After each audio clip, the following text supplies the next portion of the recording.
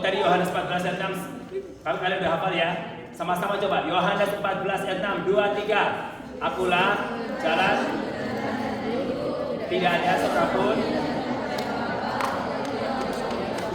Ya, oke ya. Oke, lanjut bagian keempat. Tadi yang pertama Tuhan Allah, sama-sama apa bagian pertama? Tuhan Allah mengasihi saudara dan mempunyai rencana yang indah dalam hidup saudara. Ya, ayatnya di mana aja? Bagian pertama? Yohanes 3 ayat 16, Yohanes 10 ayat 10b. Oke. Bagian kedua, manusia penuh dosa dan hubungannya terpisah dengan Tuhan. Ya, dia mencari jalannya sendiri. Ya, apa ayatnya di mana aja? Roma 2 ayat 23. Roma 6 ayat 23. Coba ke 3. Yesus Kristus satu-satunya jalan keselamatan dan keampunan dosa. Ya, ayatnya di mana? 1, 2, 3. Iya, jangan lupa itu ya. Sekarang yang keempat. Yang keempat, baca sama-sama. 2, 3. Kita harus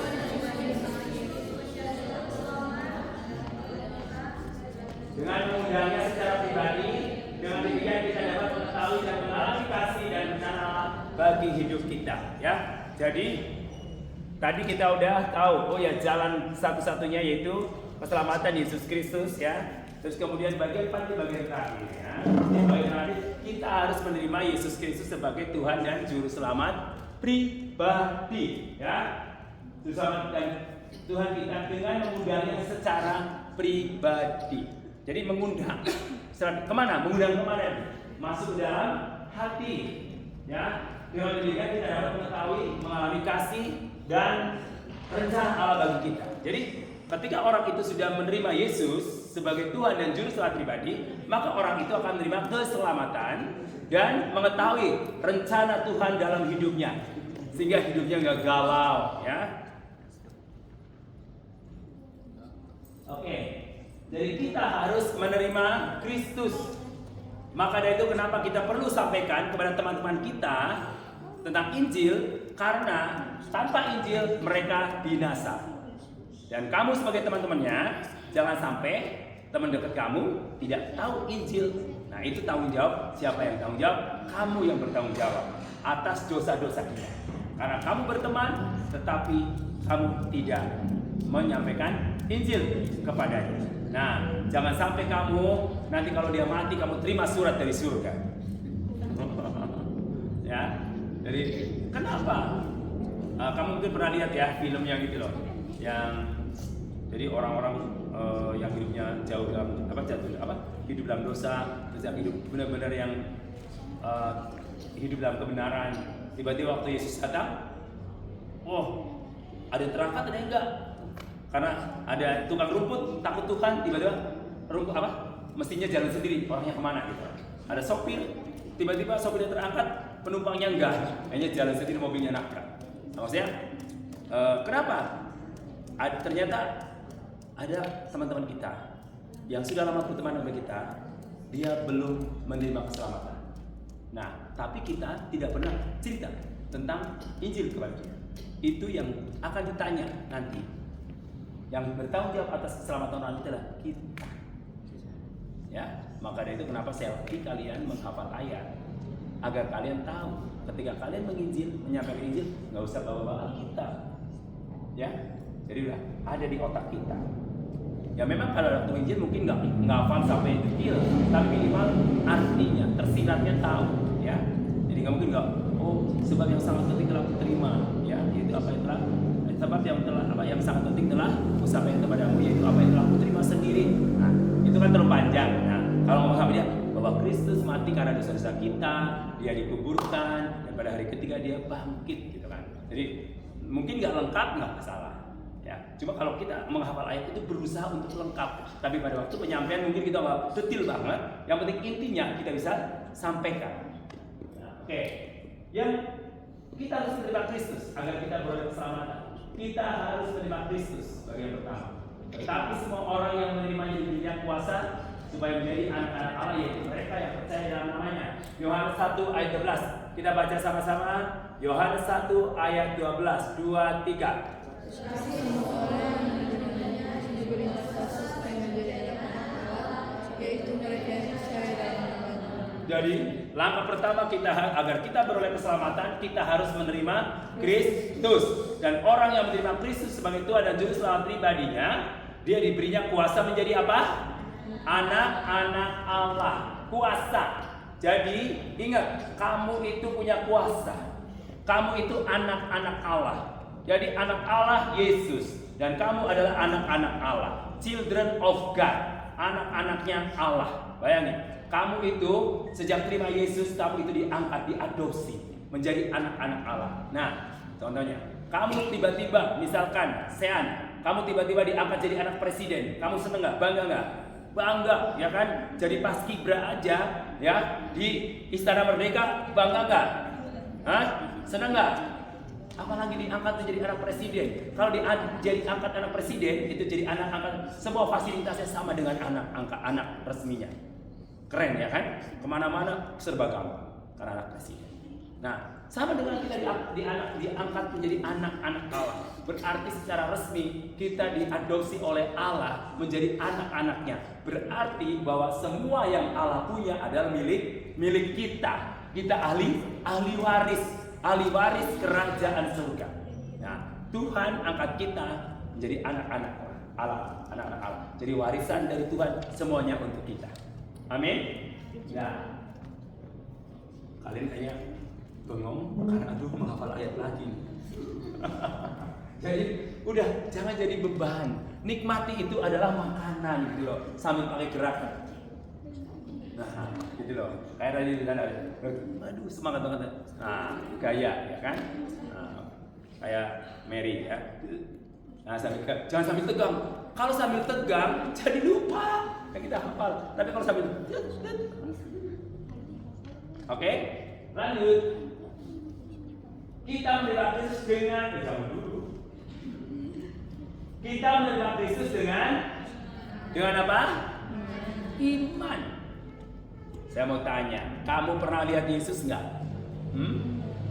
Ibu pernah lihat Yesus? Nah, ya kan? Tapi kenapa ibu percaya Yesus? Karena iman. Walaupun ibu tidak pernah ketemu Yesus, ya.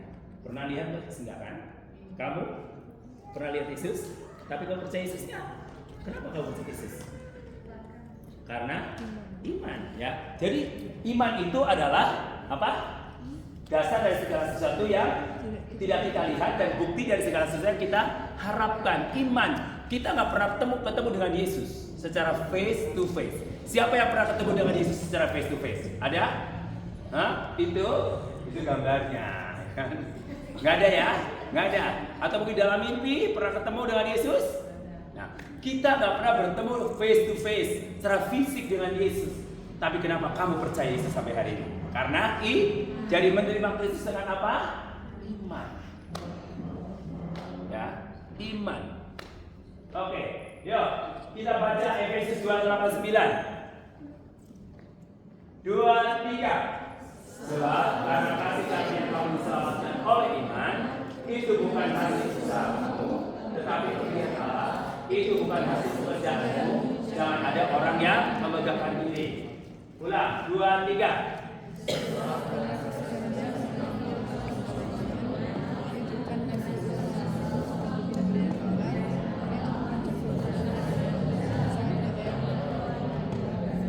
Ya. Efesus 2 ayat 8-9.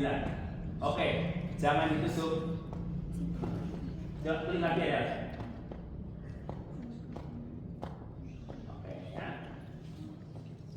Nah, kita menerima Kristus dengan mengundangnya secara pribadi. Jadi kalau kamu menyampaikan Injil, ya sudah selesai, kamu harus ajak dia berdoa, mengundang Yesus masuk di dalam hati ya. Kristus berkata, Wahyu 3 ayat 20, ya. Lihat, aku berdiri di bawah pintu dan mengetok. Jikalau ada orang yang mendengar suaraku dan membukakan pintu, aku akan masuk mendapatkannya dan makan bersama-sama dengan dia. Oke, ayo kita buka Wahyu 3:20. Ini gak apa-apa.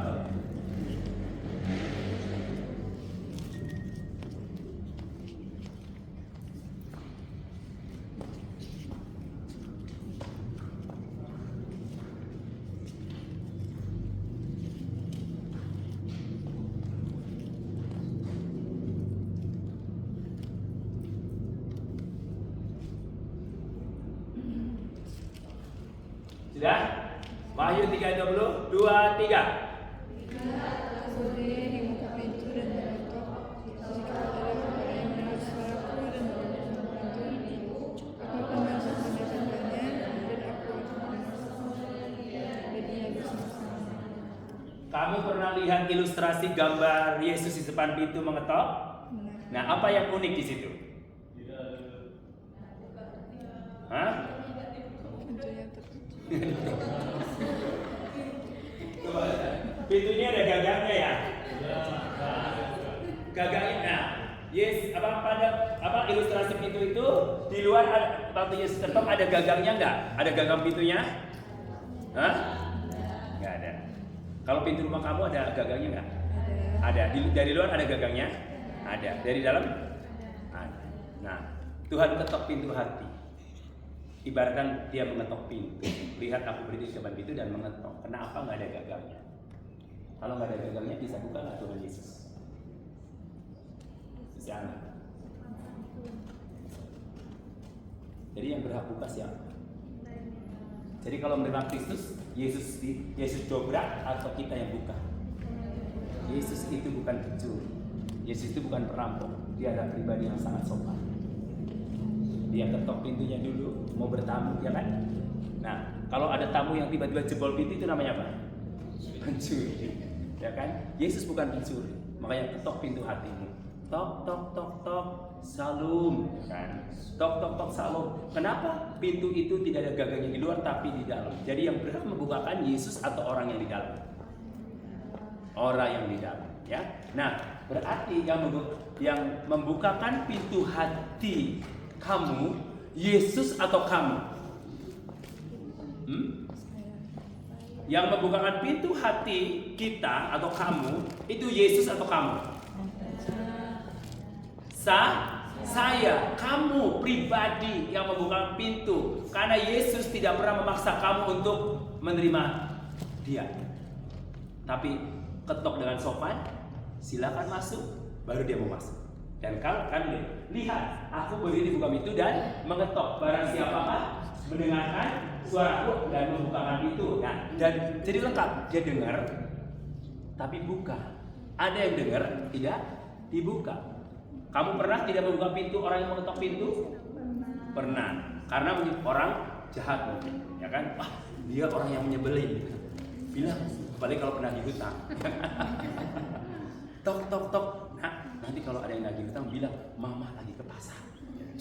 Nah, terus anaknya langsung, tok, bukain. Mama ada? Nggak ada. Kata mama lagi di pasar gitu. Hah? Nggak tahunya ada di dalam. Nah, tok, tok, tok gitu kan. Kok masih lagi? Oh iya itu masih ada itu. Oke, kreatif, Viceroy. Coba lihat, ada nggak? Nggak ada. Jadi yang berhak buka pintu orang dalam, ya kan? Itu diri kita, pribadi masing-masing. Oke, balik. Ya. Jadi kalau ada yang bukain, dia mau masuk dan ingin mendapatkannya dan makan bersama-sama dengan dia. Jadi Yesus mau masuk kalau kamu bukain. Kalau nggak dibukain juga dia nggak masuk. Karena Yesus bukan orang yang tukang paksa. Menerima Kristus itu udah free will, kebebasan kita semua. Ya, karena semua orang apa? Karena begitu besar kasih Allah ke dunia ini sehingga Ia mengaruniakan anaknya yang tunggal supaya setiap orang yang percaya kepadanya tidak binasa melainkan beroleh hidup yang kekal. Jadi siapa yang berhak menerima keselamatan? Semua orang. Tapi apakah yang mendengarkan kebenaran atau berita Injil itu semua bisa menerimanya? Itu tergantung pribadi masing-masing. Contohnya, di lingkungan rumah kamu. Babi kecap, babi kecap, babi kecap. Semua lingkungan rumah kamu dengar nggak orang jualan babi kecap? Hah? Apakah semua di lingkungan kamu membeli babi kecap? Apalagi kalau orang yang tidak suka babi kecap atau haram. Tapi ada orang yang dari sana, ya, babi kecap, berisik gitu ya. Babi kecap, berisik, babi kecap, sini coba. Jadi maksudnya jangan berisik, aku mau beli babi kecap meskipun itu haram. Jadi Bapak diam Jo, mana? Jangan bilang ke siapa-siapa. Ah, iya Bapak diam Jo. Kenapa? Aku mau nyoba babi kecap, jangan bilang-bilang ya kan. Nah, semua ditawarin babi kecap di lingkungan rumah. Tapi apakah semua orang membeli babi kecap gitu? Paling ada beberapa orang meresponi penjual babi kecap. Ikan tude, ya kan? Ih, ada ikan tude, ada orang penjual tude. Ma, ada ikan tude, biar Jo, nanti beli di pasar. Nah, yang dengar ada yang malas ke pasar, ikan tude, Bu, sini. Oh, beli ikan tude. Jadi mungkin di lingkungan kamu semua orang dengar, kecuali yang pongo. Ya, yang pongo nggak dengar, tapi yang nggak pongo pasti dengar. Nah, apakah semua orang mau beli ikan tude? Tidak, sama dengan Yesus adalah jalan keselamatan. Yesus adalah jalan keselamatan. Yesus adalah jalan. Siapa yang percaya tidak akan binasa, pasti hidup kekal. Semua orang sudah mendengarkannya, apalagi dengan zaman sosmed. Ya, semua orang mendengarkan, membacanya. Kalau kalian posting tentang kebenaran firman, pasti semua orang-orang berteman dengan kamu, 5.000 orang pasti membaca. Kalau dia membacanya, ya kan? Tapi apakah semua orang meresponinya? Tidak. Oke. Nah, ini gambaran orang yang kehidupan, makanya ceritakan tentang hidup saya dan ceritakan tentang hidup Allah. Nah, hidup saya itu tentang kesaksian kita sebelum percaya Yesus dan sesudah mengenal Yesus. Nah, ini orang, gambaran orang, coba nggak disain yang itu bulanannya, jangan di zoom, bisa.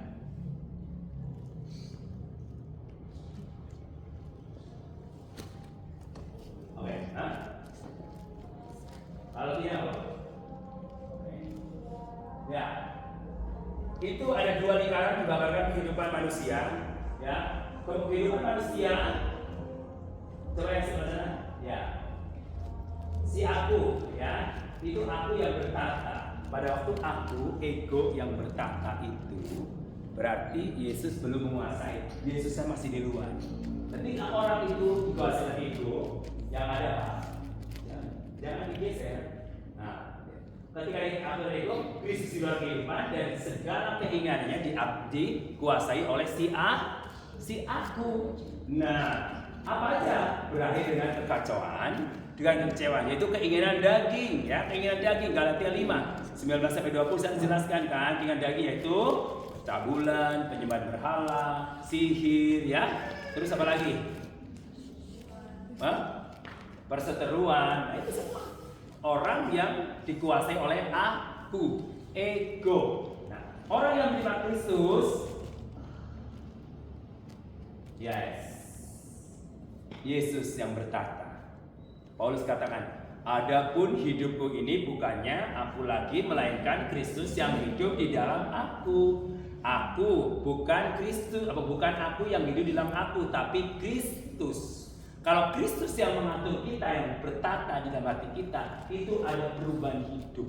Jadi kalau kamu sudah bertahun-tahun menjadi orang Kristen tapi tidak ada perubahan hidup, hidupnya sama dulu sampai sekarang, berarti Kristus masih di luar, belum di dalam.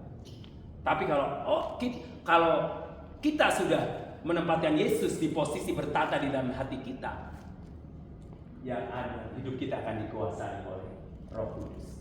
Hidup kita, segala keinginan yang kita inginkan itu dikuasai oleh Tuhan. Jadi Tuhan yang atur kita dan menghasilkan keserasian, keharmonisan, kedamaian, damai sejahtera, ketenangan meskipun di tengah badai. Ya, jadi damai sejahtera itu apa?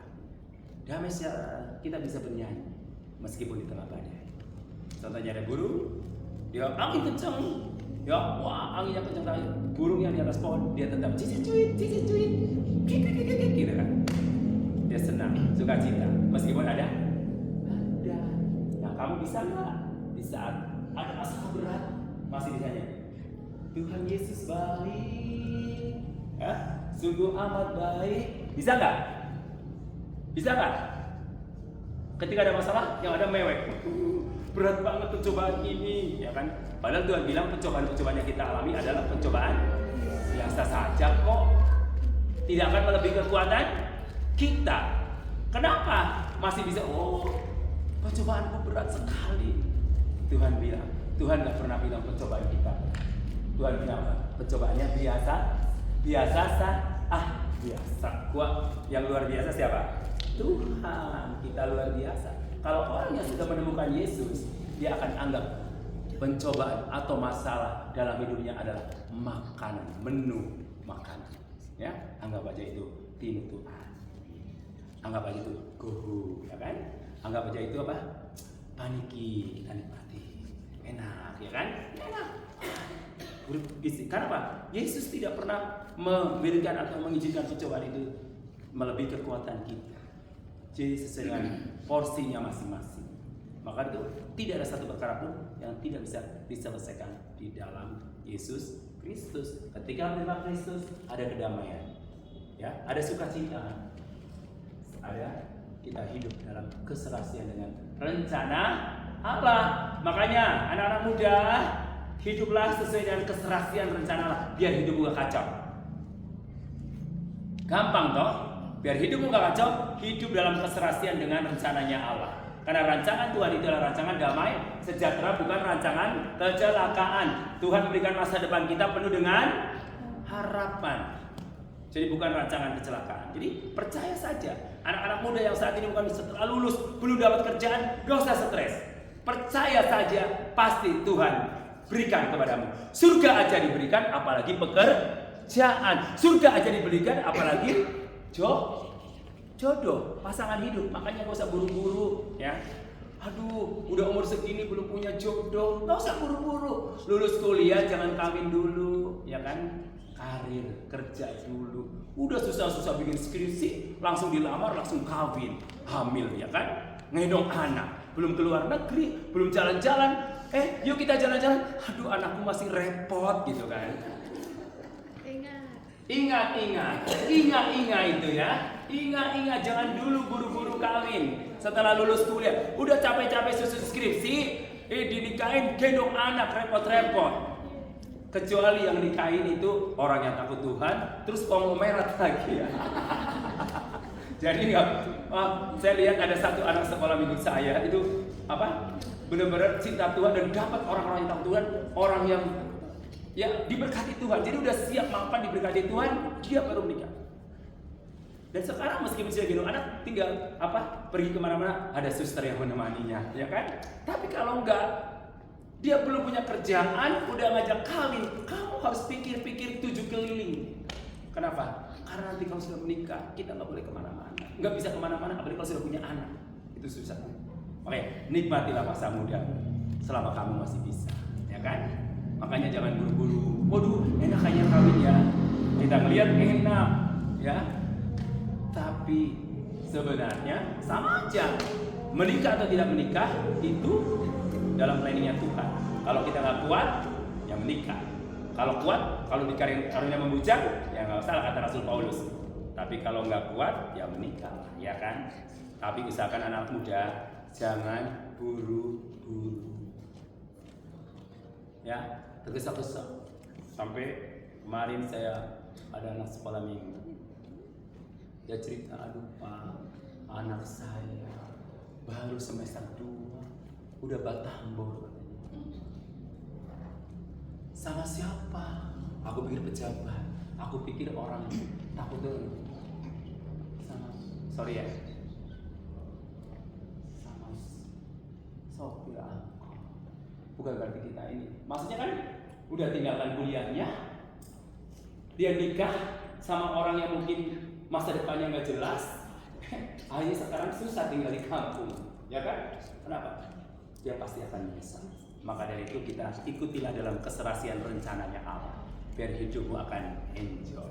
Ketika kita hidup bersama Yesus, hidup kita tidak akan sama. Ada lagu kan? Hidupku takkan sama, ya kan? Sejak aku berjumpa dengan Yesus Kristus sebagai Tuhan dan Juru Selamat pribadi, hidup saya dan saudara tidak akan sama. Engkau bisa berbahagia di tengah badai. Amin. Oke. Jangan lupa hafalan ya. Bagian ketiga ada berapa ayat? Hah? Ada berapa ayat? Berat ya? Berat nggak? Tidak. Nikmatilah sambil senyum-senyum menghafalkannya, yang jangan takut ditunjuk gitu kan. Oke. Tadi bagian keempat ayatnya apa saja? Yohanes 1 ayat 12. Yohanes 1 ayat 11. Kedua? Efesus 2 ayat 8-9. Ketiga? Ayat 3 ayat Ya. Oke, siap menghafal? Ya, Yohanes 1 ayat 12 dulu, yang gampang. Tetapi semua orang yang menerimanya. Oke, ya. Oke.